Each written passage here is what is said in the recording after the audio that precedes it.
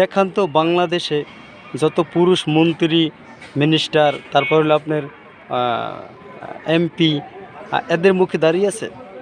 দেখেন তো কোন মন্ত্রীরা মনে করেন দাঁড়িয়ে নিয়ে কবর যেতে পারছে?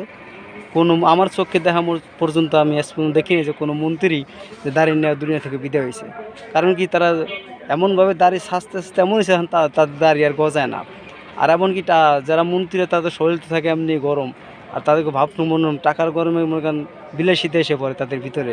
বুড়া বয়সে তাদের মধ্যে বিলাসিতা এসে পড়ে, কী করবেন? কারণ কি আপনার দাড়ি টুপি এগুলা জুব্বা এগুলো পরলে তাহলে মনে করেন দাঁড়িয়ে রাখলে তারা তো সন্ত্রাস চাঁদাবাজি দুর্নীতিগুলো করতে পারবে না, এমনকি খারাপ কাজও লিপ্ত হতে পারবে না। কেন আল্লাহ রব্বুল আলামিন কতটা সম্মান দিছে এই টুপি আর দাড়ি আর এই জুব্বা লেবাস সুন্নতি লেবাসে। যে এর মর্ম বোঝে সেই জানে যে এটা কতটা মূল্য, কতটা সম্মানীয় জিনিস।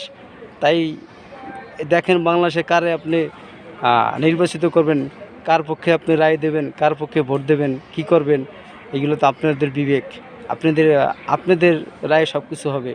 তাই কারে ভোট দেবেন এদেশে?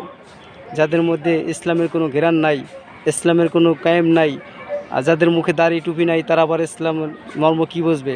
তারা ইসলামের আইন কী বুঝবে? তাই বুঝতে আবার অনেক কত কিছুই বলে, যা এই পর্যন্তই, আর কিছু বললাম না, নেক্সটে বলবো। আপনারা সবাই ভালো থাকবেন। আল্লাহ হাফেজ, আসসালামু আলাইকুম।